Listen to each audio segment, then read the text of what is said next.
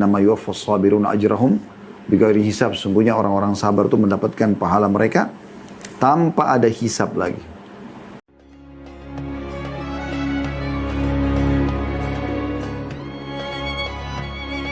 Assalamualaikum warahmatullahi wabarakatuh. Alhamdulillah wassalatu wassalamu ala Rasulillah. Segala puji dan puja kehadirat Allah Subhanahu wa taala, juga salawat dan taslim kepada Nabi besar Muhammad sallallahu alaihi wa ala alihi wa sahbihi wasallam. Saudaraku seiman, bertemu lagi insyaallah di sore hari Senin. Seperti biasa, lepas asar pukul 16.00 kita akan membedah buku kumpulan doa dalam Al-Quran dan hadis Nabi alaihi salatu wassalam yang ditulis oleh Syekh Sa'id rahimahullah, dan kita akan masuk ke bab 49 pada kesempatan ini, yaitu doa untuk orang yang sakit saat menjenguknya. Ya. Sebelum kita membaca doa-doa yang diajarkan dan disampaikan oleh beliau, tentu yang dinukil dari ajaran baginda Nabi SAW, kami ingin menyampaikan dulu tentang masalah sakit ini. Ya. Sakit ini atau penyakit ini, teman-teman sekalian, ada yang murni memang sebabnya karena kesalahan manusia, dalam arti kata maaf, memang dia jorok, dia kotor, ya, sehingga akhirnya penyakit itu mudah untuk datang kepada dia. Sebab-sebabnya ada dikarenakan karena dia, ya, sehingga akhirnya sakitlah dia. Nah, ini tentu dalam pandangan syariat Islam, dia dianggap karena kesalahan dia, namun tetap dosa-dosa ini akan, atau penyakit ini akan menjadi pembersih dosa dia, bila dia memang bersabar dalam menerima itu dan ikhtiar, mencari jalan keluar untuk berobat. Ya. Dan ada juga penyakit yang memang Allah Subhanahu wa ta'ala datangkan sebagai ujian, tanpa ada sebab dari kita. Bangun tidur tiba-tiba sakit, padahal sebenarnya tadinya sehat, tidak ada masalah, gitu kan. Atau misalnya Allah Subhanahu wa ta'ala datangkan sebuah wabah kayak kita sekarang, misalnya ada corona, ya, maka di saat itu kita mau tidak mau, ya, ini ujian dari Allah Subhanahu wa ta'ala. Ini juga sama, ya, kita bersabar dalam menghadapinya. Tapi yang jelas teman-teman sekalian, dalam masalah penyakit ini ada banyak hikmah, ada banyak hikmah. Karena kalau manusia tidak pernah sakit sama sekali, maka dipastikan mereka tidak akan mengetahui nikmat kesehatan itu sendiri. Ya, ini penting sekali. Kalau Anda tidak pernah lapar, ya, tidak akan pernah tahu nikmatnya kenyang. Kalau Anda tidak pernah capek, Anda tidak akan pernah tahu nikmatnya istirahat. Ya. Demikian juga dengan sehat ini. Seseorang kalau sudah kena penyakit, misalnya contoh dia demam, meriang, di saat itu dia susah sekali rasanya untuk terkena udara pun rasanya dingin, apalagi untuk mengkonsumsi, ya, minuman dan makanan dingin misalnya, ya. Maka berat sekali bagi dia. Ya.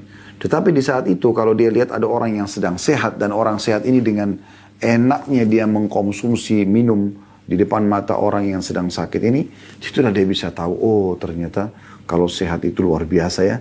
Bisa menikmati apa saja yang dia inginkan, ya. Nah, di saat itu dia bisa menilai, oh ternyata kesehatan itu sesuatu yang sangat bermahal, sangat bernilai dan mahal, gitu. Nah, jadi banyak sekali hikmah-hikmahnya, di antara tadi yang kami sebutkan. Juga ada peringatan bahwa ada hikmah yang lain, ya. Mungkin hikmah yang kedua, atau tadi hikmah yang pertama itu kita jadi tahu nilainya kesehatan.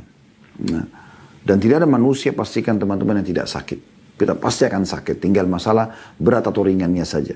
Jangankan kita, manusia terbaik para nabi-nabi, termasuk baginda Nabi Muhammad SAW, beliau juga diuji oleh Allah Subhanahu wa ta'ala dengan penyakit.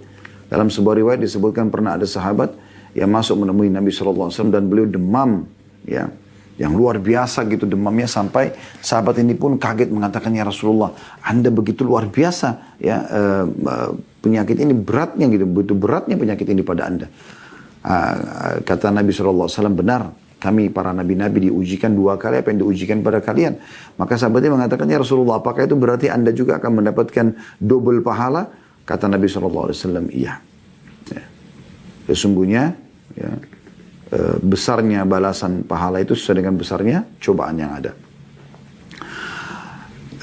Jadi hikmah yang lain, teman-teman sekalian, yang kedua adalah peringatan dari Allah Subhanahu wa ta'ala. Selain pasti penyakit itu, ya, dengan penyakit kita bisa tahu nikmatnya kesehatan, Dan dengan itu kita menyadari posisi kita sebagai manusia kalau ada pencipta yang mengatur ya. Itu hikmah yang pertama. Hikmah yang kedua adalah peringatan dari Allah subhanahu wa ta'ala. Peringatan ya.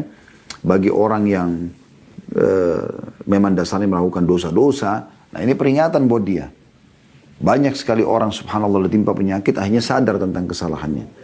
Ada juga orang ya yang mungkin dia tidak berbuat kesalahan tapi Allah uji dengan penyakit supaya dia menyadari kalau ada Tuhannya Allah subhanahu wa ta'ala yang bisa ya, menimpahkan cobaan apapun pada dia ya, kalau Allah inginkan. Ya Allah subhanahu wa ta'ala sebutkan dalam surah Asy-Syura ayat 30 tentang masalah itu.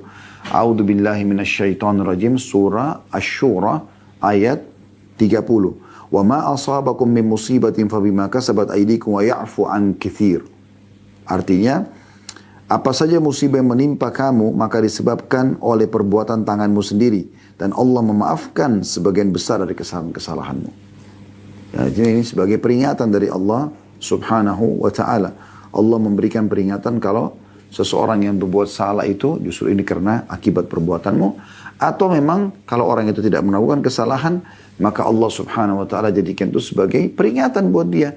Ya, agar dia menyadari ada Tuhannya Allah subhanahu wa ta'ala. Di saat itu dia bisa lebih mendekatkan diri kepada Allah SWT. Subhanallah pada saat musibah sedang datang teman-teman sekalian sekecil atau sebesar apapun. Sekecil sampai sebesar apapun musibah itu. Maka akan lebih memudahkan kita untuk bisa merasa kehadiran Tuhan Allah Subhanahu Wa Taala. Kita merasakan keberadaan Allah Subhanahu Wa Taala. Itu sangat luar biasa terasa kental gitu ya. Dibandingkan kita sedang tidak ada cobaan. Maka mungkin biasa saja. Ada kita rasakan ya keimanan kita kepada Allah, tapi beda sekali di saat kita sedang membutuhkan Tuhan kita. Kita menikmati sekali sujud kita, ya, kita menikmati sekali ibadah kepada Allah SWT, berdoa, berzikir dan selanjutnya dan seterusnya. Kemudian yang ketiga, Allah Subhanahu Wa Taala hendak membersihkan dosa hamba-hambanya dengan penyakit. Ya, sebagaimana disebutkan dalam hadis yang sahih riwayat Bukhari. Kata Nabi SAW, ma yusibul muslima min nasabin wala wasabin wala hammin wala huznin wala adhan wala ghammin hatta syaukati yushakuha illa kaffarallahu biha min khatayahu. Tidaklah seorang muslim ditimpa kepenatan, penyakit, kegelisahan, kesedihan, sakit hati dan duka cita hingga duri yang menyakitinya kecuali ya, dengannya Allah menghapuskan sebagian dosa-dosanya. Jadi jelas sekali tidak ada yang menimpa seorang muslim dari kepenatan, penat saja. Ya. Capek, letih ya. Penyakit apapun, mau ringan ataupun berat. Ya. Tentu makin berat makin besar pembersihan dosanya. Kegelisahan, kesedihan, sakit hati, duka cita, kata Nabi SAW. Hingga duri yang menyakitinya, kecuali dengannya Allah menghapus sebagian dosa-dosanya. Jadi memang Allah SWT dengan hikmah penyakit ini akan membersihkan ya, dosa-dosa hamba-hambanya. Bahkan ada sebuah hadis, ya, sebuah riwayat yang pernah kami dengarkan. Dan Nabi SAW mengatakan ada dosa-dosa yang tidak cukup dengan istighfar. Tapi Allah akan ujikan pada hamba tersebut penyakit yang akan membersihkan dosa-dosanya. Yang keempat, kalau orang ya, sedang diberikan ujian oleh Allah Subhanahu Wa Taala, berarti Allah mencintainya, termasuk penyakit dan yang lainnya. Karena ada hadis Nabi SAW yang berbunyi, "May yuridillahu bihi khairan yusib minhu." Barang siapa yang dikehendaki oleh Allah menjadi baik, ya, maka ia akan diberi Allah cobaan. Hadis ini riwayat Bukhari. Ya. Bahkan para nabi-nabi pun diuji oleh Allah Subhanahu Wa Taala. Harusnya kan kalau kita mau berpikir secara akal manusia kita menganggap kalau nabi-nabi nggak perlu sakit, nggak perlu ada gangguan orang karena mereka utusan Allah, mereka manusia pilihan.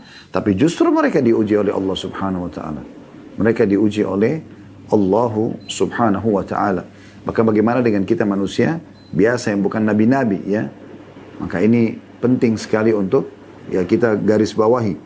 Jadi Allah Subhanahu Wa Taala kalau ingin kebaikan bagi hamba-hambanya di hikmah yang kelima ini, maka Allah akan memberikan cobaan pada dia.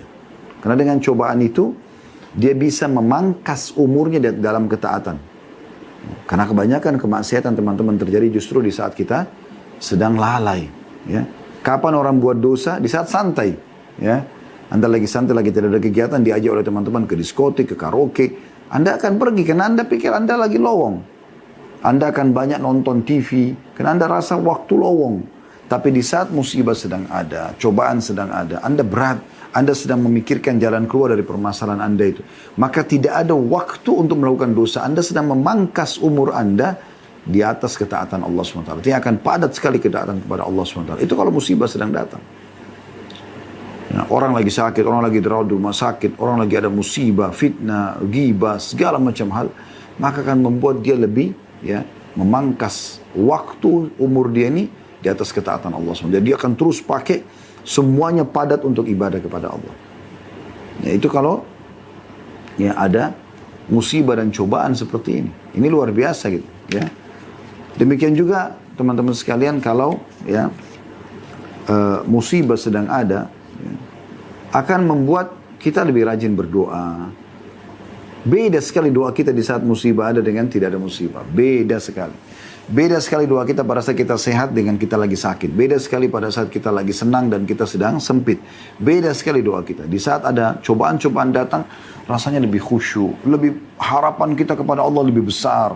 Perasaan salah kita jadikan bahan introspeksi diri kita itu lebih kental. Ya. Itu karena ada musibah. Ya.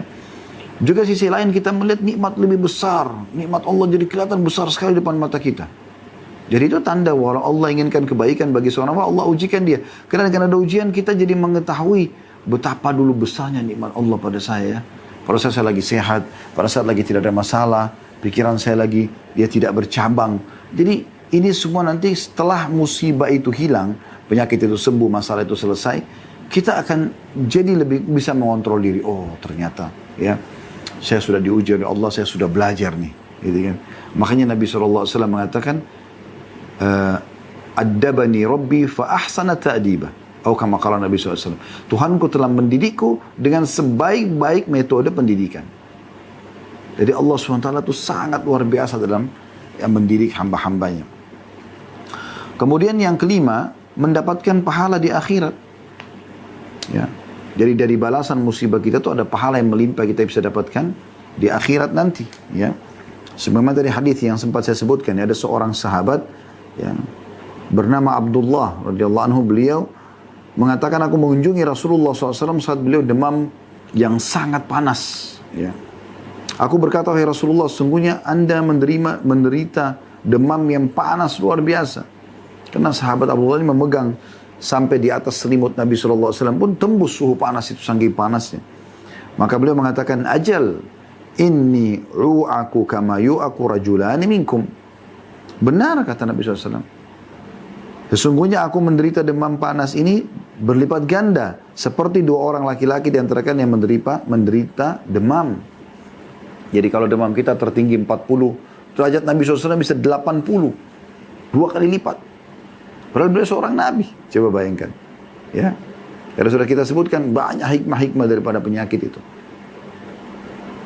Maka Abdullah berkata, dengan demikian berarti Anda mendapatkan 2 pahala ya Rasulullah. Kata Nabi SAW, ajal, zalika kadzalik. Benar, memang begitu kejadiannya. Nah, hadis ini diriwayatkan oleh Imam Bukhari. Dan Nabi SAW sudah mengatakan, siapapun yang sedang ditimpa musibah di antara kalian, maka ingatlah musibahku. Otomatis itu akan meringankan musibah dia. Yang keenam, kesempatan untuk bersabar.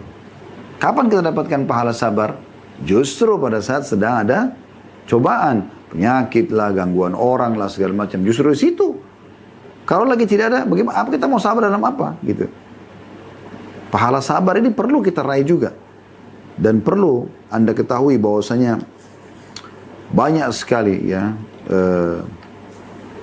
firman Allah Subhanahu wa taala yang memuji orang-orang yang sabar ya. Orang-orang yang sabar, orang-orang yang ya, menerima apa yang Allah Subhanahu wa taala ujikan kepada mereka ya. Sebagaimana Allah mengatakan innama yuwaffas sabiruna ajrahum bighairi hisab. Sungguhnya orang-orang sabar itu mendapatkan pahala mereka tanpa ada hisab lagi. Tanpa ada hisab lagi. Jadi besar sekali pahalanya gitu. Sebagaimana syukur itu besar akan mendatangkan ya nikmat-nikmat Allah yang melimpah, maka sabar akan mendatangkan pahala yang melimpah. Sampai dalam sebuah hadis Bukhari kata Nabi SAW, nanti orang-orang yang ujiannya sedikit di dunia, pada saat melihat orang-orang yang banyak ujian di dunia mendapatkan pahala yang melimpah di hari kiamat, mereka berharap kembali ke dunia untuk digunting-gunting kulit mereka. Saking besarnya balasan hanya dengan sedikit bersabar dalam ujian di muka bumi ini. Dalam sebuah riwayat dari Ibnu Abbas radhiyallahu anhu, beliau berkata kepada muridnya Atha bin Abi Rabah rahimahullah, seorang ulama tabi'in, maukah aku perlihatkan kepadamu tentang seorang ahli surga, wanita ahli surga? Maukah aku ceritakan kepadamu seorang wanita ahli surga? Maka kata Atha, tentu. Kata Ibnu Abbas radhiyallahu anhu, seorang wanita berkulit hitam pernah mendatangi Nabi SAW seraya berkata, sesungguhnya aku terkena epilepsi, ya, penyakit ayan. Dan aku takut terbuka auratku tanpa aku sadari, berdoalah kepada Allah untuk agar disembuhkan. Kata Nabi SAW apa? In syi'ti sabarti walakil jannah, wa in syi'ti da'autullaha ayyu'afiyaki. Kalau kau mau, bersabarlah, maka bagimu surga. Apa itu sabar? Bukan elus dada duduk manis, ya sudah sering kita sampaikan itu. Tapi menerima takdir Allah. Anda bangun pagi, flu, demam. Anda terima dulu, oh Allah sedang uji saya. Anda bangun tidur, tiba-tiba ada yang fitnah, ada yang sakitin, ada yang segala macam. Oh iya, ini cobaan dari Allah. Anda terima dulu. Itu namanya sabar. Kemudian ikhtiar, mencari jalan keluar yang tidak melanggar syariat untuk menyelesaikan perkara Anda itu. Penyakit dan yang lainnya. Kata Nabi SAW, jika engkau mau, engkau bersabar, engkau akan dapat surga. Jadi tetap ikhtiar, terima dulu keputusan Allah, kamu ikhtiar. Ya. Sampai nanti Allah berikan jalan keluar. Atau kau mau aku berdoa sekarang, Allah bisa sembuhkan kamu. Bisa. Ya. Tapi tidak ada jaminan surga ini. Nggak ada pahala sabar yang melimpah yang nanti bisa dipanen. Maka wanita itu mengatakan, aku akan bersabar. Hadis ini diriwayatkan Imam Bukhari. Bahkan dalam riwayat hadis ini sempat wanita itu mengatakan, kalau begitu ya Rasulullah, kalau saya sedang kambuh, seringkali aurat saya tersingkap ya. Coba berdoa sama Allah kalau gitu supaya kalau kambuh tidak kena, ya. Tidak terbuka aurat saya. Maka Nabi SAW pun mendoakan dia. Jadi ini contoh saja, ya.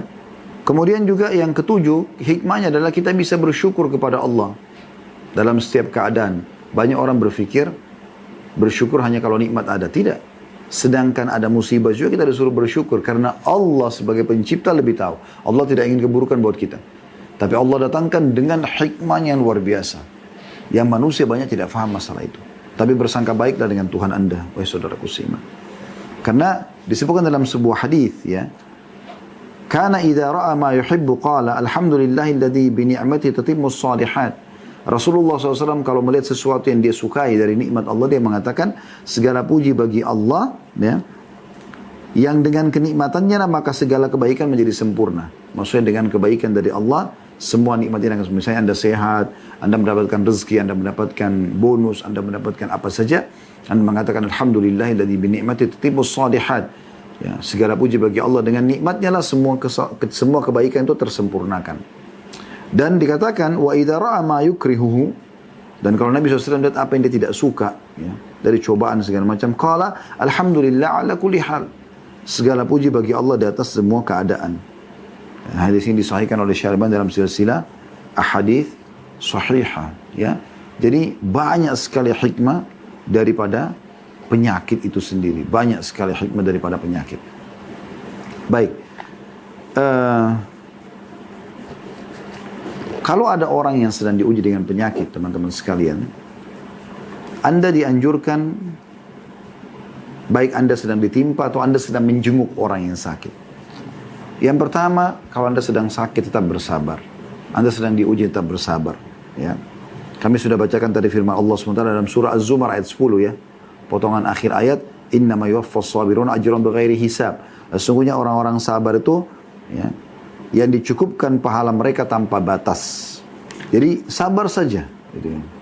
Dan disebutkan dalam sebuah hadis Nabi SAW, hadis yang masyhur. Hadis ini riwayat Imam Muslim. Ajaban di amril mu'min, sungguh mengagumkan perkara orang beriman. Inna amro kulluhu khair. Karena semua urusan yang beriman baik semuanya. Walaysa dzalika li ahadin illa lil mu'min. Itu tidak dimiliki kecuali oleh orang-orang beriman saja. In asabathu sarra'u syakar fakana khairan lah. Kalau dia diberikan nikmat, dia bersyukur. Wa in, itu baik buat dia. Wa in asabathu dharra'u sabara fakana khairan lah. Dan kalau dia diberikan cobaan maka dia bersabar dan itu juga baik buat dia. Jadi ingat, kami pernah ingatkan teman-teman sekalian, syukur dan sabar ini ibarat dua sayap dalam kehidupan kita. Harus dua-duanya berimbang. Harus dua-duanya berimbang. Jadi nggak bisa tidak, ya. Harus dua-duanya berimbang. Jadi syukur dan sabar ini dua sayap. Anda nikmat ada, Anda bersyukur. Ada cobaan ada, Anda bersabar. Ini harus sama, balance. Ada orang, teman-teman, dapat nikmat dia bersyukur, alhamdulillah. Tapi saat musibah datang, dia berkeluh kesah. Nah ini tidak berimbang ini. Karena dia seperti cuma menggunakan satu sayap. Dan sayap yang satunya ini patah. Nggak bisa, nggak stabil hidupnya. Ya. Atau ada orang, nikmat ada, dia kufur. Musibah ada, dia bersabar. Ada orang begitu, misalnya orang miskin, dia sabar gitu. Pas dikasih nikmat, dia kufur nikmat. Ini juga tidak baik. Di saat dia lagi susah, dia bersabar dalam kehidupan, penyakit, susahnya hidup, segala macam, kontrak sana sini. Tapi di saat diberikan nikmat, dia malah kufur nikmat. Nah ini juga tidak baik. Tidak balance juga sayapnya, ya. Sabarnya ada, tapi syukurnya hilang. Nah, jangan begitu. Jadi harus balance dua-duanya. Nikmat Anda bersyukur, cobaan Anda bersabar. Dan Anda harus fahami baik-baik ini. Ingat, di saat musibah datang sekecil sampai sebesar apapun, sabar. Itu poinnya. Dan syukur dan nikmat sedang ada, bersyukur. Kalau Anda bisa lakukan, Anda luar biasa. Dan ada orang yang paling buruk, teman-teman sekalian. Nikmat ada, kufur nikmat, tidak bersyukur, musibah ada, berkeluh kesah. Ini orang yang paling buruk kedudukannya di sisi Allah subhanahu wa ta'ala. Jadi harus hati-hati sekali. Juga sabda Nabi SAW, Inna Allah azza wa jal qal, idha btalaitu abdi bihabibatayhi, fasabara awwadtu minhumal jannah. Sesungguhnya Allah berfirman dalam hadis qudsi, jika aku menguji hambaku ya dengan dua kecintaannya. Kata sebagian ulama hadis, dua matanya. Allah butakan. Ya. Lalu ia bersabar, maka pasti ya aku akan menggantikannya dengan surga.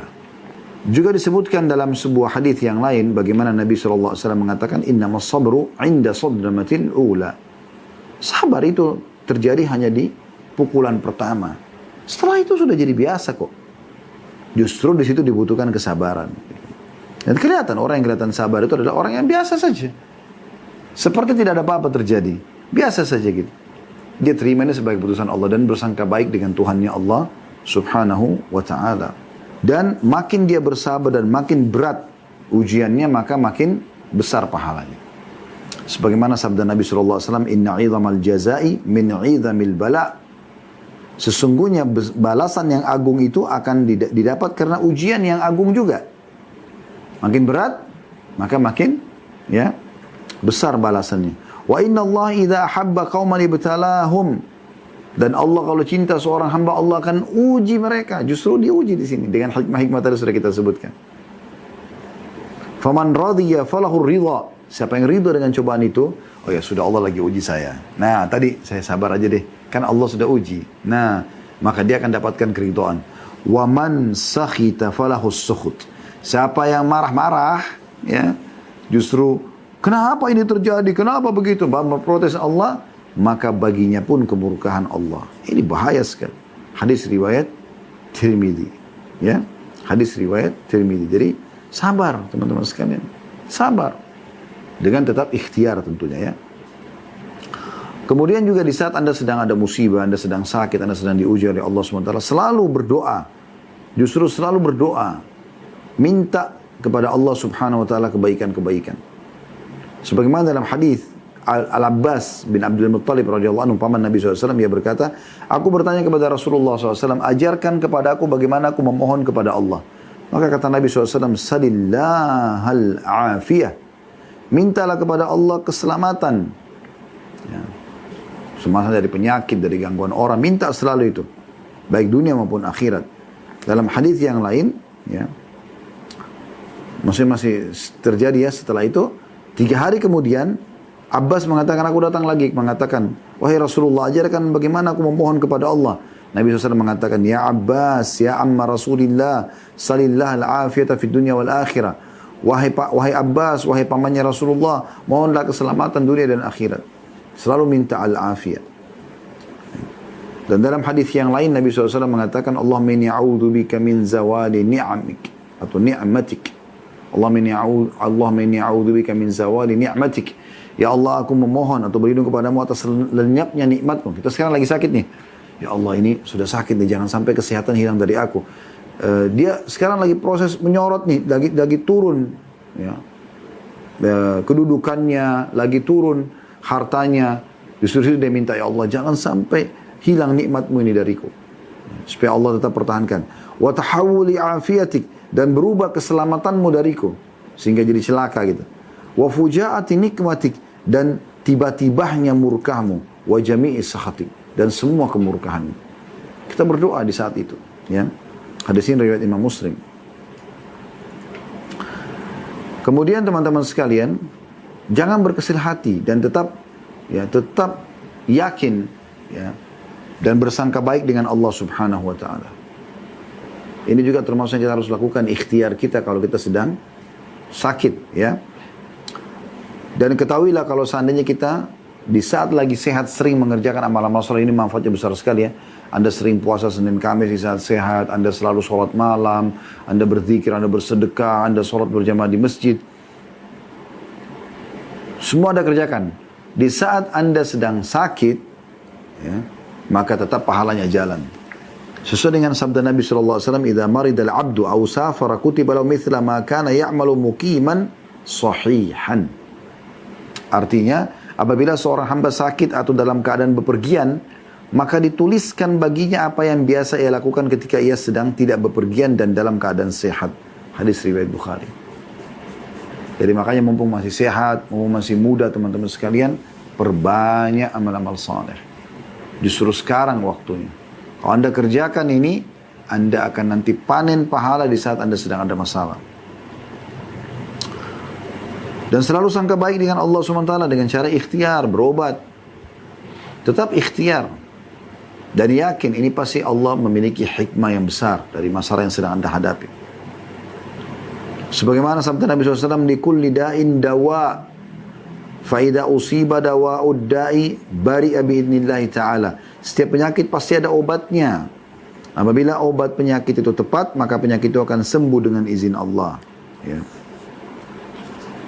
Juga sabda Nabi SAW dalam hadis qudsi, Allah berfirman, Yaqulullahu azza wa jal, Allah yang maha mulia dan maha tinggi berfirman, "Ana inda dhanni 'abdi bi wa ana ma'ahu idza da'ani." Aku selalu sesuai dengan prasangka hambaku, bersangka baik, ya, pada Allah, maka aku akan beserta dia atau selalu bersamanya. Jika dia berdoa kepada aku, maka aku akan terima, aku akan berikan. Nah, hadis ini diriwayatkan Ahmad dan disahihkan oleh Syekh Albani. Jadi kita bersangka baik. Kemudian juga lakukan teman-teman sekalian bersedekah. Ya, bersedekah ini kalau Anda sedang ada musibah, Anda sedang sakit. Ya. Karena kata Nabi SAW, "Da'u mardhakum bis sadaqah." Obati orang-orang sakit kalian dengan bersedekah. Ya. Dan ini sanadnya Hasan di ghairihi, disebutkan oleh Al-Mudhir dalam Targhib Tarhib, dan di ya Hasan ghairi, sanadnya di Hasan ghairikan ya oleh Syekh Albani rahimahullah. Jadi ini kalau Anda sedang ada musibah ataupun cobaan, termasuk di sini sedang kita bahas masalah penyakit. Baik. Sekarang teman-teman sekalian kita masuk ke bahasan kita. Dari tadi itu semua tentang masalah penyakit, ya. Doa untuk orang yang sakit saat menjenguknya. Jadi tadi sudah kita sebutkan hikmah daripada penyakit supaya kita terima itu. Kemudian juga sudah kita sebutkan apa yang harus kita lakukan kalau kita sedang sakit, ya. Poin-poinnya. Sekarang kita masuk kalau kita sedang menjenguk orang sakit, dan ini yang menjadi bahasan kita sebenarnya dalam doa yang sedang kita bahas, ya. Namun sebelum kita masuk lagi ke doa yang kita akan bahas insyaallah, saya akan coba sebutkan hadis Nabi SAW, hadis yang mulia. Hadis ini diriwayatkan Imam Muslim, ya, dalam kitab Al-Birri was-Silah, ya. Dan ini hadis sahih, kata Nabi SAW, "Inna Allah azza wa jalla yaqulu yaumal qiyamah." Allah yang maha mulia dan maha tinggi berfirman pada hari kiamat nanti, "Ya bna Adam, maridtu falam ta'udni." Wahai anak Adam, aku sakit tapi kau tidak pernah menjengukku. Qala ya Rabbi, kaifa a'uduka wa anta rabbul alamin. Maka hamba itu akan mengatakan, wahai Tuhanku, bagaimana bisa aku menjengukmu sementara engkau adalah Tuhan alam semesta? Qala ama alimta anna abdi fulanan marida falam ta'udhu.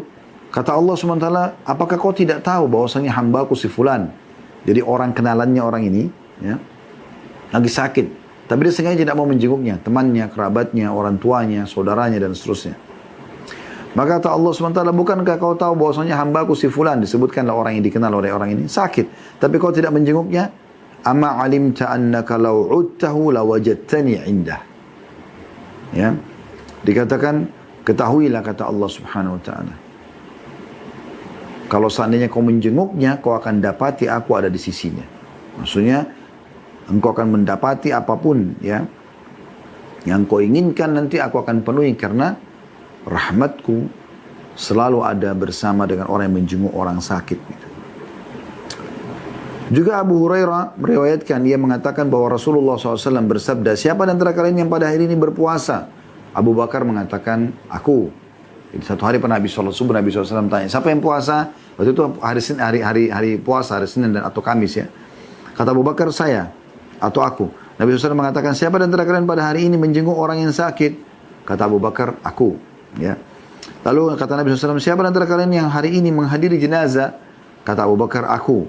Nabi SAW bersabda, siapa di antara kalian yang pada hari ini memberi makan orang miskin? Kata Abu Bakar, aku. Maka perawi hadis yang bernama Marwan berkata, telah sampai kepadaku bahwa Nabi SAW bersabda, Mashtama'a hadir khisalu fi rajulin fi yaumin illa dakhala al-jannah. Tidak terkumpul perkara-perkara ini pada seseorang di satu hari kecuali ia pasti masuk ke dalam surga. Hadis ini disahihkan oleh Syekh Albani dalam silsilah hadis sahihah ya, di jilid 1 halaman 113. Jadi di sini siapa yang hari itu puasa ya. Kemudian di plus lagi dia ya, menjenguk orang sakit. Nah, ini jadi saksi bahasan kita ya. Kemudian ngantar jenazah atau sholat jenazah lah ya. Kemudian memberi makan orang. Kalau terkumpul ini 4 hal pada diri seseorang dalam satu hari, dipastikan dia dapat jaminan surga. Juga dalam hadis yang lain kata Nabi SAW, Thalathun kulluhunna haqqun ala kulli muslim. 3 hal yang wajib bagi setiap muslim ya, dalam hidupnya. Iyadatul marid, menjenguk orang sakit. Wa syuhudul janazah, menghadiri jenazah. Wa tashmitul atish idha hamidallah. Dan menjawab orang yang bersin yang mengatakan alhamdulillah, dia tashmit, dia mengatakan yarhamkallah. Ya, kalau laki-laki, kalau perempuan yarhamkillah. Jadi kalau orang bersin kan andurnya mengatakan ya, alhamdulillah. Maka yang dengar bilang yarhamkallah. Dia kan bilang segala puji bagi Allah. Yang dengar muslim yang lain mengatakan semoga Allah merahmatimu karena kau memuji itu. Kalau laki-laki kalau yarhamkallah, yarhamka ya, yarhamkallah. Kalau perempuan yarhamki, yarhamkillah. Ya, semoga Allah merahmatimu. Maka tentu orang yang didoakan ini yang bersin juga mengatakan yahdikumullah wa yuslih balakum. Semoga Allah memberikan anda petunjuk dan memperbaiki keadaan anda. Nah, ini sunnahnya. Tapi saksi bahasan kita adalah 3 hal yang tidak boleh luput dari seorang muslim. Menjenguk orang sakit, ya, mengantar atau menyaksikan jenazah, dan menjawab orang yang memuji Allah pada saat bersin. Kita masuk sekarang, apa yang harus kita lakukan kalau kita menjenguk orang yang sedang sakit? Ya. Yang pertama sekali yang harus lakukan adalah katakan sesuatu yang baik. Doa yang baik. Ya. Nanti akan kita sebutkan diantaranya di bab ke-49 ini. Doa pertama adalah kita mengatakan la ba's tahurun insyaallah. Ya. Semoga ini tidak masalah. Penyakitmu ini tidak masalah. Musibahmu ini tidak masalah. Gitu kan. Semoga sakitmu ini menjadi pembersihan dosa-dosamu insyaallah. Ini riwayatkan Imam Bukhari di jilid 10 halaman 118. Ini sesuai dengan hadis Ummu Salamah radhiyallahu anha. Ada hadis Nabi SAW bahwasanya Rasulullah SAW bersabda, "Idza hadartumul marida awil mayyita faqulu khairan fa innal malaikata yu'minuna ala ma taqulun." Apabila kalian mendatangi orang yang sedang sakit atau meninggal, maka katakanlah yang baik, karena para malaikat mengaminkan apa yang kalian katakan. Hadis riwayat Muslim. Jadi kalau kita sedang jenguk orang sakit, ketemu orang sedang ada musibah, menghadiri jenazah orang mati, ucapkan kalimat yang baik. Semoga insya Allah kalau lekas sembuh, tidak apa-apa, ini jadi pembersihan dosa. Ya, kalau orang meninggal, ya Allah semoga engkau maafkan kesalahannya, kasihanilah dia ya Allah. Gitu kan, terimalah amal-amal solehnya. Jadi begitu, ucapan kalimat-kalimat yang baik. Ini sesuai dengan sabda Nabi SAW tadi. Hadits Ummu Salamah. Saya ulangi, kata Nabi SAW, idza hadartumul marida awil mayyita, kalau kalian sedang menjenguk orang sakit atau menghadiri orang yang sedang meninggal, Faqulu khairan. Katakan yang baik-baik. Fa innal malaika yu'minuna ala ma taqulun. Karena malaikat mengaminkan apa yang kalian ucapkan. Ya. Kemudian jangan lupa tadi di antara kata-kata yang baik adalah tadi yang kita bilang ya, tahur, la ba's tahur insyaallah. Ini doa pertama kita di bab ke-49 halaman 131 di poin A-nya ya. Tidak mengapa, semoga sakitmu membersihkan dosa-dosamu insyaallah. Dan doa ini juga bisa kita sebutkan walaupun di anak kecil ya, pada anak kecil. Kemudian doa yang kedua di situ di poin B-nya kita membaca as'alullahal azim rabbal arsyil azim ayyashfiyaka. Jadi kalau kita bagi tiga doa ini, as'alullahal azim, aku mohon kepada Allah yang maha agung, rabbal arsyil azim, pemilik singgasana yang agung, ayyashfiyaka, agar menyembuhkan penyakitmu ini. Ya, ini disebutkan ada footnote nomor 180. Rasulullah SAW bersabda, perhatikan hadis ini agung sekali ya. Bagian pegang bukunya tolong dilihat di halaman 131 footnote 180 di bawah. Rasulullah SAW bersabda, tidaklah seorang hamba muslim mengunjungi seorang yang sakit yang belum datang ajalnya selama belum saatnya dia mati. Lalu dia membaca sebanyak 7 kali doa tadi. As'alullahal azim, rabbal arsyil azim, ayyashfiyaka. Ya, perhatikan di situ lafaz akhirnya ayyashfiyaka. Itu kalau laki-laki. Kalau perempuan ayyashfiyaki, diganti jadi kasrah ya. Kata Nabi SAW, kalau dia baca datang menjenguk seorang yang sakit, siapapun yang sedang sakit, Anda coba praktikin dan yakin dalam hati ya. Kalau Anda mau saudara Anda, kerabat Anda, sahabat Anda, saudara Anda muslim itu sembuh, maka baca 7 kali doa ini. As'alullahal azim, rabbal arsyil azim, ayyashfiyaka. Kalau laki-laki, ayyashfiyaka. Kalau perempuan, 7 kali. Kata Nabi SAW, selama ajalnya belum datang, pasti Allah sembuhkan. Hadis ini diriwayatkan Tirmidzi dan juga Abu Daud. Ini hadis yang agung sekali. Ya, dijamin oleh Nabi SAW kalau akan sembuh. Akan sembuh. Dan kalau Anda mengunjungi orang yang sedang sakit ini, selain Anda doakan, seperti nanti akan ada banyak doa-doa juga yang akan kita sebutkan insya Allah, maka Anda juga dianjurkan berdoa buat diri Anda sendiri ya. Ada doa yang Anda dianjurkan baca ya. Ya, sebagaimana sabda Nabi SAW, man ra'a mubtalan faqal, siapa yang melihat orang yang sedang diuji oleh Allah, lalu dia mengucapkan, alhamdulillahilladzi afani mimma btalaka bihi, segala puji bagi Allah yang telah menyelamatkan aku dari apa yang diujikan kepadamu. Saya ulangi, alhamdulillahilladzi afani mimma btalaka bihi, segala puji bagi Allah yang telah menyelamatkan aku dari apa yang diujikan kepadamu, wa faddalani ala katsirin mimman khalaqa tafdila, dan telah memberikan karunia kepada aku atas kebanyakan makhluk ciptaannya dengan sebenar-benar karunia. Kata Nabi SAW, lam yusibhu dhalikal bala, maka dia tidak akan ditimpa cobaan itu. Ya, jadi kalau kita lagi sehat, kita jenguk orang sakit, kita berdoa seperti ini, alhamdulillahilladzi afani mimma btalaka bihi wa faddalani ala katsirin mimman khalaqa tafdila, maka kita tidak akan dikena penyakit yang sama. Ada orang yang sedang bangkrut, kita mengatakan alhamdulillahilladzi afani mimma btalaka bihi wa faddalani ala katsirin mimman khalaqa tafdila. Kita tidak akan bangkrut. Kita lagi melihat orang lagi sedang musibah, orang lagi apa saja, cacat fisik, apa saja, baca ini, alhamdulillahilladzi afani mimma btalaka bihi wa faddalani ala katsirin mimman khalaqa tafdila. Jadi ini luar biasa, ini harus diperhatikan ya. Saya langsung sambung ke bab ke-50 ya. Ini penting juga untuk karena masih berhubungan dengan orang sakit, yaitu keutamaan menjenguk orang sakit. Walaupun tadi sudah sempat kita sebutkan ya, keutamaan atau anjuran orang menjenguk orang sakit. Tapi ada hadis ini yang mulia yang memang belum kita sebutkan tadi. Anda bisa lihat di bab nomor 50, keutamaan menjenguk orang sakit. Beliau mengangkat Rasulullah SAW bersabda, apabila seseorang menjenguk saudaranya sesama muslim, maka dia bagaikan berjalan di kebun buah-buahan surga hingga dia duduk. Apabila dia sudah duduk, maka rahmat meliputinya. Apabila dia menjenguk di pagi hari, maka 70.000 malaikat bersalawat kepadanya hingga sore hari. 70.000 malaikat berdoa agar Anda mendapatkan rahmat Allah. Diberikan rezeki, disembuhkan penyakit, dikeluarkan dari permasalahan. Ini luar biasa, salah satu password kata kunci keluar dari musibah. Jenguk orang sakit. Ada 70.000 malaikat. Kalau dia menjenguk pagi hari, 70.000 malaikat mendoakan dia sampai sore hari. Apabila dia menjenguk di sore hari, maka 70.000 malaikat bersalawat kepadanya hingga pagi hari. Kalau dia datang sore hari kayak kita sekarang sore hari begini, maka 10 menit aja dia datang ke rumah sakit, dia jenguk di rumahnya, saudaranya, kerabatnya, orang tuanya yang sedang sakit, saudara muslim yang lain, tetangga misalnya. Kemudian dia pergi, ya. 10 menit lalu dia pulang gitu maksudnya. Maka dari sore itu sampai besok pagi, 70.000 malaikat non-stop mendoakan dia. 70.000, satu aja malaikat doakan sudah luar biasa. Anda bisa lihat di situ footnote nomor 181, ya, diriwayatkan Tirmidzi, Ibnu Majah dan Ahmad, dan ini juga disebutkan oleh Syekh Albani dalam Sahih Ibnu Majah dan juga Sahih Tirmidzi, ya.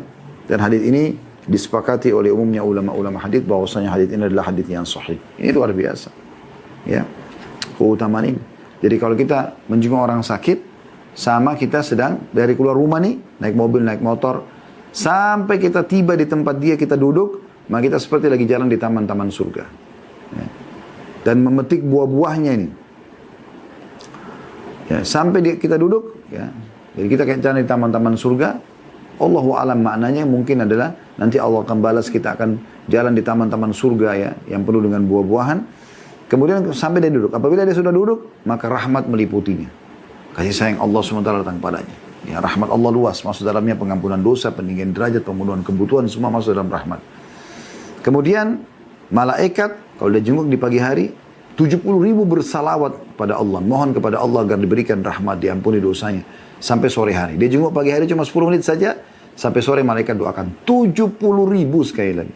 Kalau dia jenguk sore hari, 10 menit saja. Dari sore itu sampai esok pagi 70.000 malaikat mendoakan dia. Ini luar biasa. Ya, ini luar biasa. Kemudian teman-teman sekalian ada bab ke-51 di situ, ya. Doa orang sakit yang tidak memiliki harapan untuk hidup.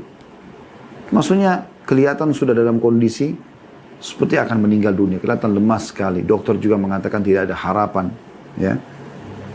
Maka kita mendoakan di sini doa yang pertama, diriwayatkan Bukhari jilid 7 halaman 10 dan Imam Muslim jilid 4 halaman 1893. Ada di bab 51, ya. Allahumma gfirli warhamni wa alhiqni birrafiqil a'la. Maksudnya ini kalau dia kondisinya sendiri tahu kalau dia kayaknya penyakit saya berat sekali nih, apalagi sudah ada faktor umur. Maka dia mengatakan, ya Allah ampunilah aku. Dia berdoa dirinya sendiri, orang yang sakit ini. Allahumma gfirli warhamni, kasihanilah aku. Wa alhiqni birrafiqil a'la, dan susurkanlah aku dengan para kekasih di surga yang paling tinggi. Ini yang disebutkan oleh Nabi SAW pada saat beliau meninggal, bari rafiqul a'la. Ya, beliau memilih tempat tertinggi di surga. Nabi SAW memasukkan kedua tangan beliau ke dalam air, lalu beliau mengucapkan atau mengusap wajahnya pada saat beliau sudah merasa sudah sangat sakit, ya, kemungkinan akan meninggal.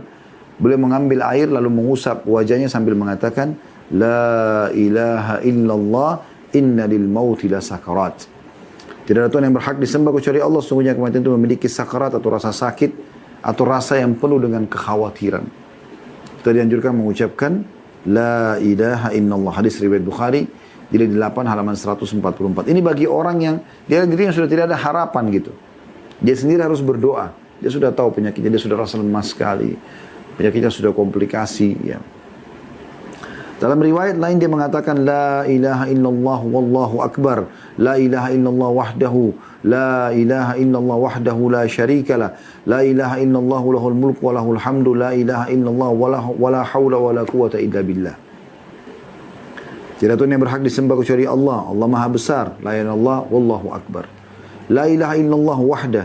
Tidak ada Tuhan yang berhak, ya, disembah kecuali Ia satu saja. Ya, Ia semata.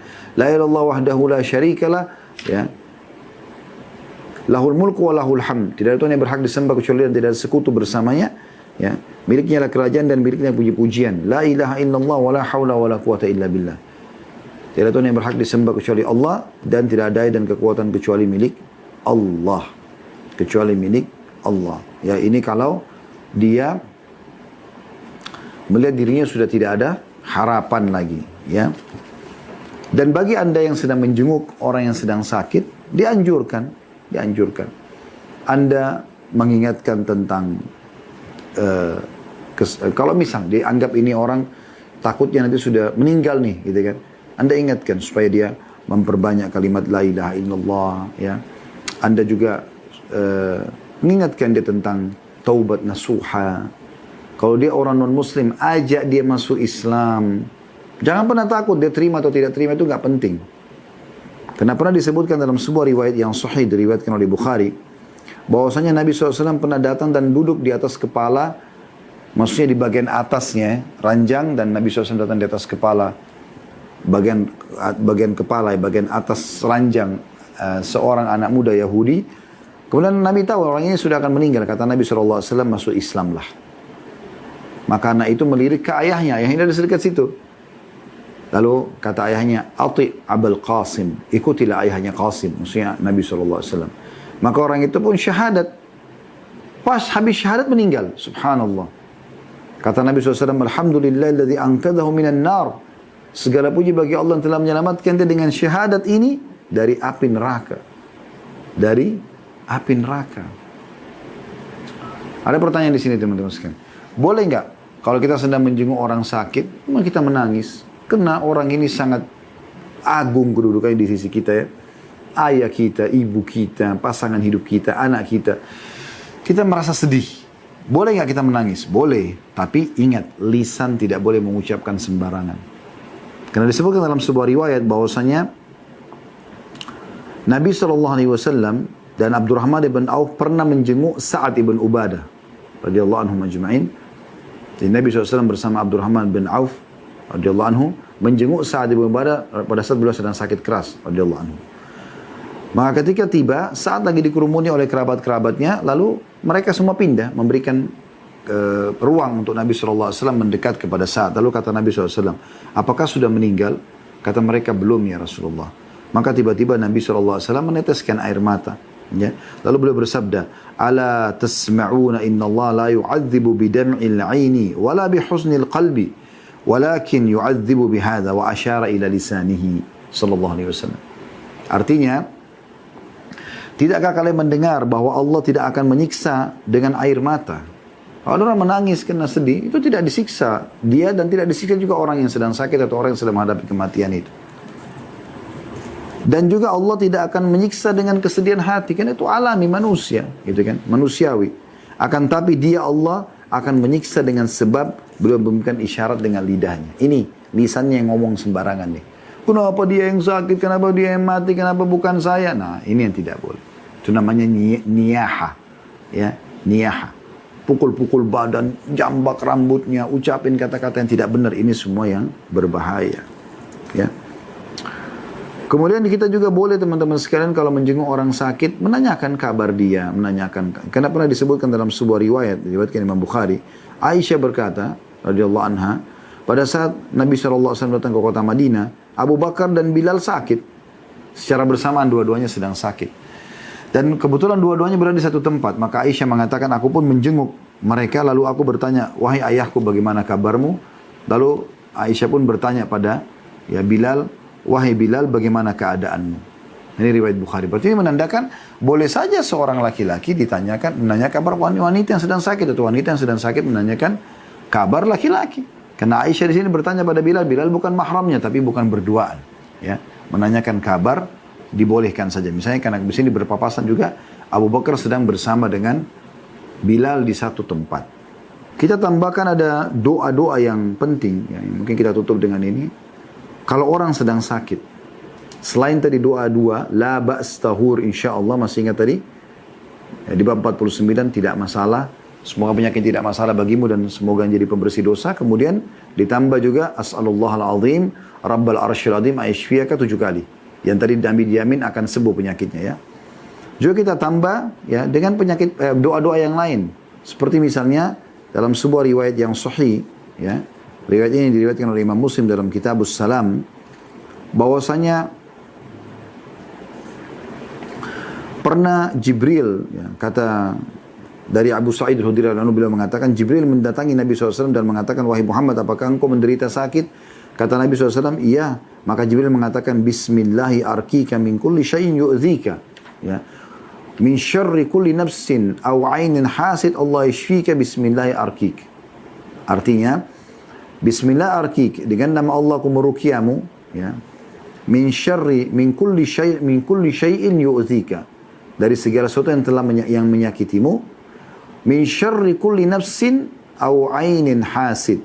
Dan dari setiap kejahatan jiwa dan mata yang dengki. Allah yashfik. Semoga Allah menyembuhkanmu. Bismillahi arqik. Dengan nama Allah aku merukiamu. Ini termasuk doa Jibril alaihissalam kepada Nabi SAW. Ya. Dan kita juga boleh teman-teman sekalian menjenguk orang yang sedang sakit walaupun dia tidak sadar. Boleh kita jenguk dan tetap kita mendapatkan keutamaannya. Tetap kita dapatkan keutamaannya. Ya. Sebagaimana disebutkan dalam sebuah riwayat yang sahih, riwayat Bukhari, bahwasanya Jabir bin Abdullah berkata, aku pernah sakit dan dalam kondisi pingsan. Lalu Nabi SAW dan Abu Bakar berdua mendatangiku, menjengukku dalam kondisi mereka berjalan kaki. Maka Nabi SAW beruduk dan menuangkan air bekas wuduknya kepada aku, lalu aku pun siuman. Tapi di sini Nabi SAW menjenguk tanpa, ya, tanpa Jabir mengetahui, tapi Nabi SAW tetap mendatangi. Jadi kadang-kadang kan ada beberapa kerabat kita, orang kita kenal, sudah dalam posisi tidak sadarkan diri, tetap kita mendapatkan keutamaannya. Dan tentu masih banyak doa-doa yang dianjurkan oleh Nabi SAW, ya. Di antaranya juga ada doa adhibil ba's rabban nas, ya. Washfi anta syafi la shifa illa shifa'uk shifa'an la yugadiru saqama.